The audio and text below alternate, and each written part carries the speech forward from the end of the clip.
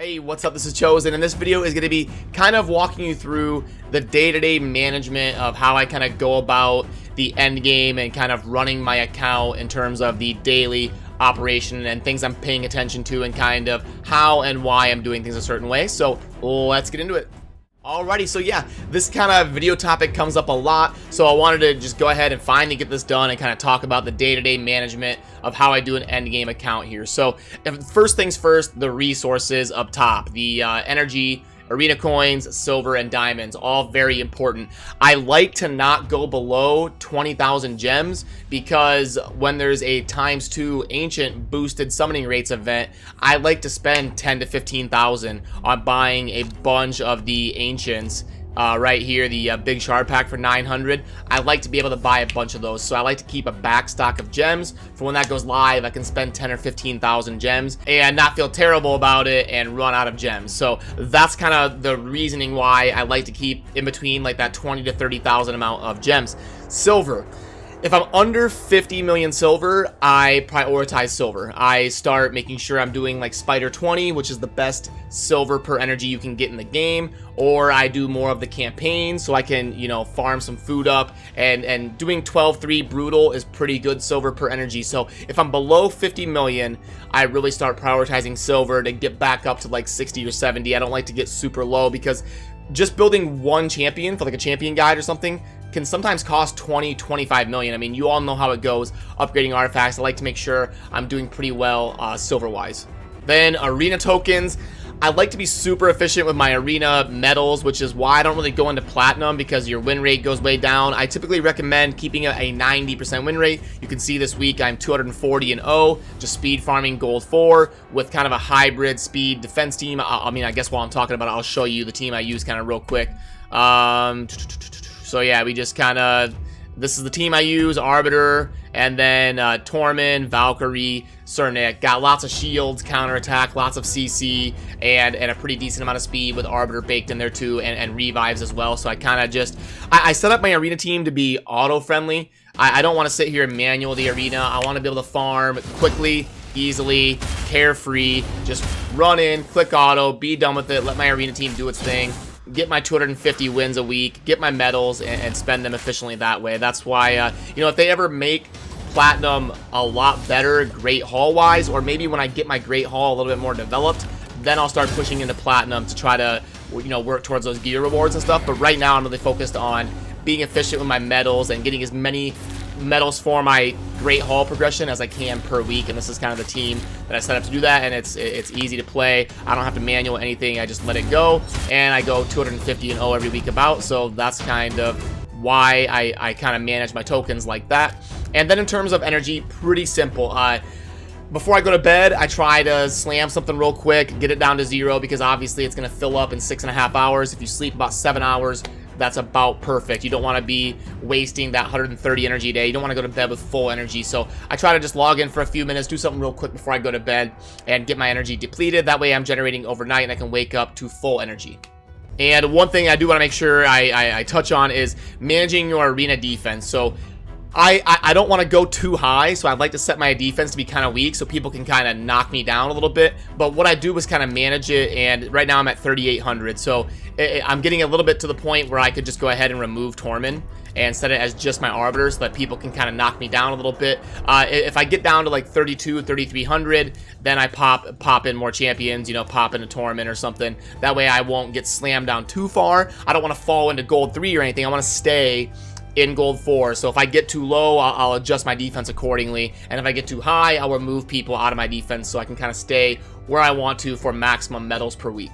And back to the main screen here. One thing I made sure to do when I was a brand new player is max out my gem mine, because it's going to pay for itself in about 100 days. If you get it maxed out, then you're just getting all that investment back. And now with me being a year deep, I've gotten, it's just free gems. That investment is definitely paying off. So that's something I did back when I was a new player. And then in terms of the sparring pit, The best way to do this, in my opinion, is to fill it with 4-star champions that are all the same level. So you get more XP per hour based on the star level of the champion.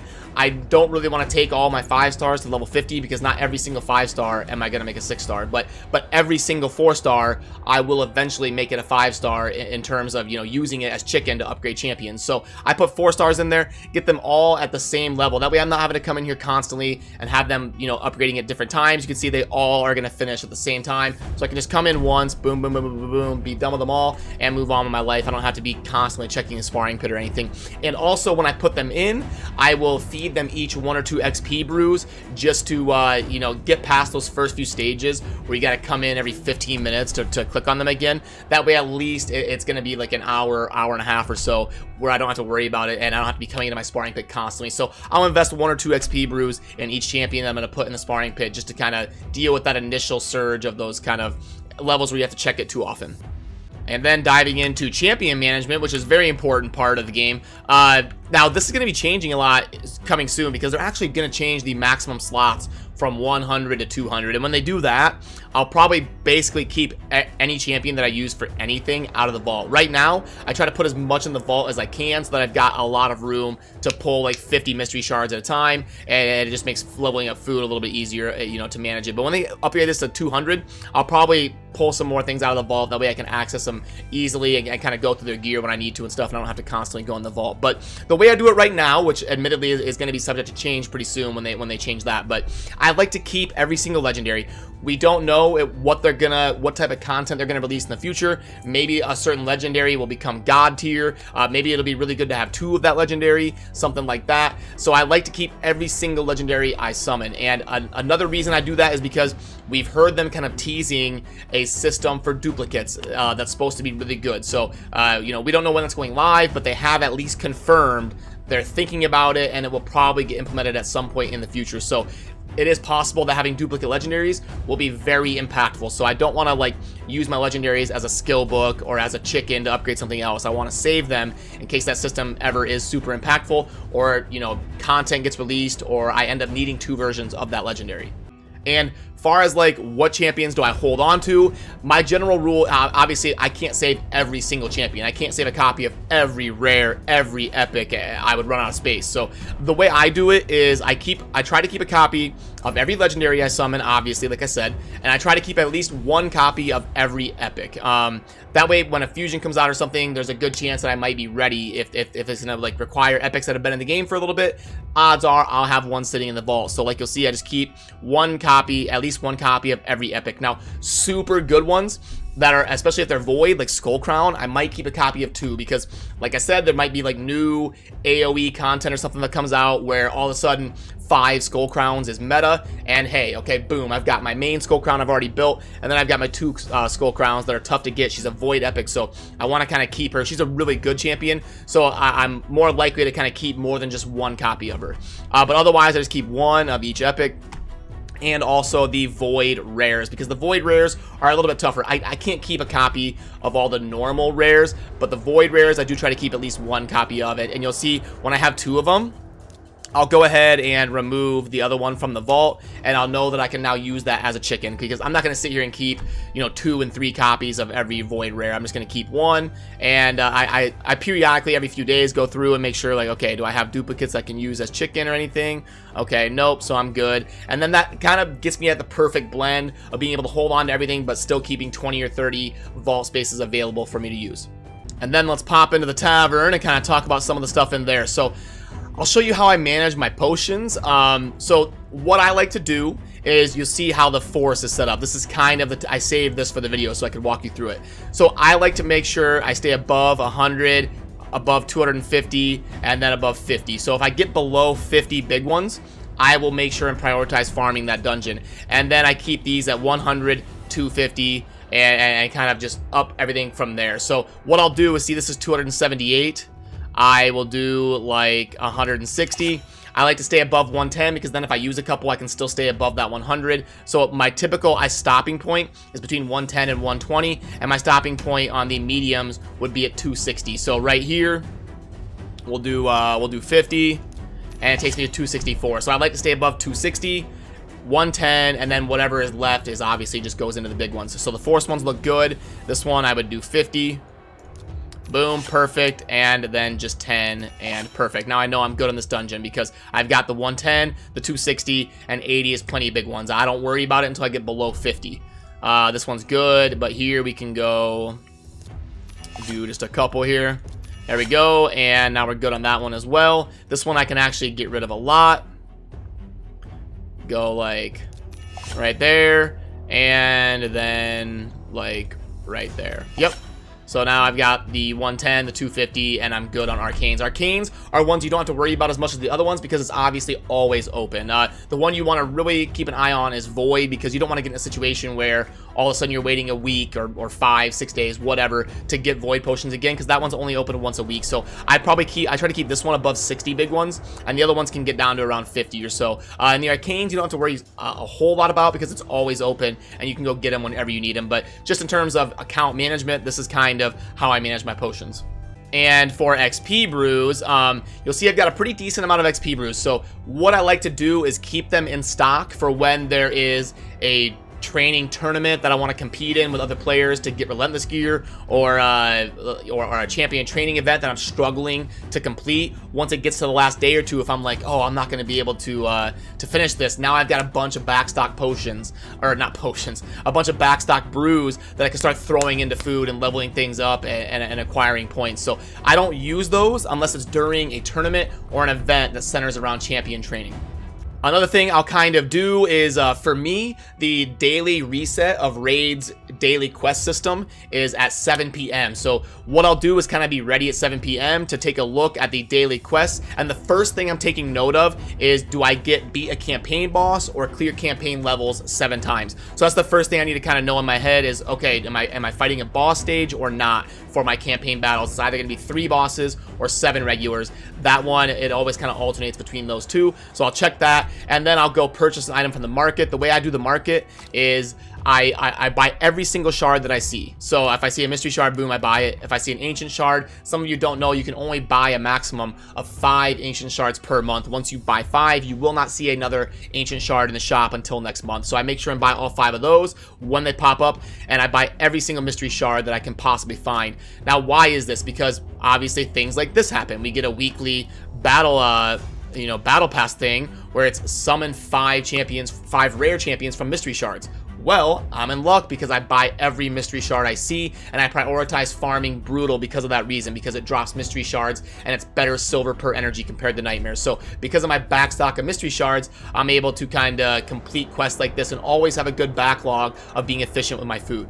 Then in terms of the shop and kind of how I manage my spending, I do definitely stick to a budget. I try not to let my spending get out of hand. I allot myself a certain amount of money per month that I can spend on entertainment, and admittedly, a lot of that budget usually ends up going to Raid, especially recently in the last year or so. But one thing I do always do is buy the rookie pack every day. It resets every 24 hours, and anytime I can get an ancient shard for $1, I'm going to take advantage of that and do it. It's a pretty good way to kind of slowly build up your champion pool over time and be able to slam those 2x ancient events when they do come out. But that's the only thing I buy pretty consistently is the rookie pack for the 1 ancient shard. I used to buy the mini mix packs when they were cheap, when they were like $5. I used to buy these a lot, but now I only buy these like once a month. I don't get why Plarium does this. I was spending a lot more money on Raid back when these packs were cheap, and I was buying them basically daily because it was really good progression. So I don't know why they did that. I'm sure they have access to some data that makes sense on why they would do that. But then I plug things in my calculator. If you guys are familiar with my channel, you know about my calculator. There's a link in the vid description, and I basically just pull it up and I plug offers into my offer calculator. And if they come out above 2.0, that's typically the spot where I'm going to be in the market to buy it. So if it's below that, like you can see this offer I have plugged in is, what one is that? That's the Silver Energy XP Brews. Okay, so that's this offer right here. The special offer. Yeah, I plugged it in to kind of see how it was doing. So that's this offer plugged into my calculator. It's super expensive. It's $70, so I can't guarantee I'm going to buy it, but it is an offer that I would be willing to buy. You can see it grades out as a 2.05. So I plug things into my calculator, and then I kind of weigh my budget, what kind of events are going on, and am I out of energy? Am I low on gems? I kind of manage. If I was below like if I was down at like 12,000 gems, I would be prioritizing getting as many gems as I can for the lowest price I can. Am I low on shards? Like right now I'm pretty low on void shards, so I would tend to lean towards an offer like this because we just had a 2x void, but we're not going to have voids boosted for probably 2 or 3 months, so it's not like a super priority. And these are all kind of the thoughts that are going through in my head when I'm walking through if I buy an offer or not. So of these, I would probably go the cheaper route. It'll leave me a little bit more money to spend the rest of the month in case something good comes along. So when we're early in the month, like right now it's the 5th of the month, so I'm a little bit hesitant to spend too much because then I know I'm spending my budget too early in the month. And then if a great offer comes on down the road, I like to stay disciplined and not really go over my budget. So early in the month, I'm a little bit less likely, and the offers need to be pretty good. But that's just kind of my personal system, and you all have your own system for managing your finances and stuff. I'm just, I promise you I'd walk you through my thought process in this video. Another thing I'll kind of do every day is after the daily reset, say I'm gonna like make dinner and clean around the house or take a shower or whatever, I make sure and at least leave the game up on my computer, even if I'm not going to be playing, because what it'll do is it will get me the daily playtime rewards. I can kind of acquire those AFK. I can leave the game up, and then when I come back, I'll be like right here. Oh, okay, cool. Now I've got an energy refill, and I'm off to the races. So if I'm gonna be AFK after the daily reset, I'll typically leave the game up, even if I'm off doing other stuff. That way I can come back to having these rewards already ready to be claimed for the day, and I don't have to worry about missing out on the playtime rewards. And also want to touch on tournaments real quick. So typically with tournaments, it's a case-by-case basis. You have to kind of look at how good they are in terms of the rewards and how crazy your group is. So I don't like to get in whale wars to win relentless gear. So like right now I'm in first place, and I'll kind of keep an eye on number 2 and see if they're coming after me.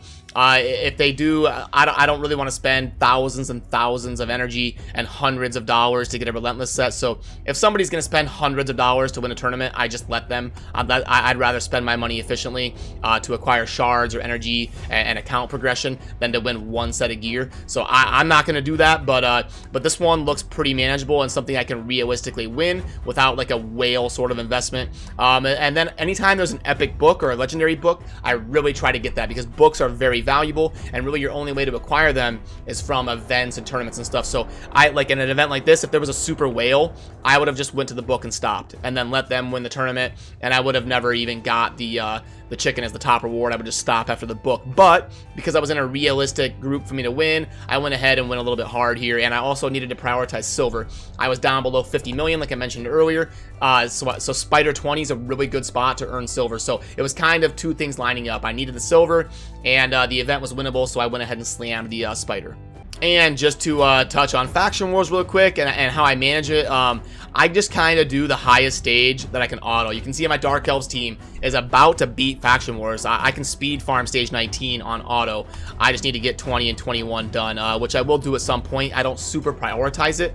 It's going to be, during a week or something that I have downtime, I'll prioritize Faction Wars. But right now, the way I do Faction Wars is just I farm the highest stage that I can farm on auto, and I call it. I'm not going to sit here and manual Faction Wars every day. I just don't want to get into that. Some of you do, and that's great. I just want to, like I said, quality of life. Like in the arena, I want to go auto, get my medals, and be out. In Faction Wars, I want to go auto, get my glyphs, and be out. I want like daily management, high quality of life, quick and easy. So this is the team I use, and I just kind of auto farm the highest stage I can. Dark Elves are a pretty strong team for me.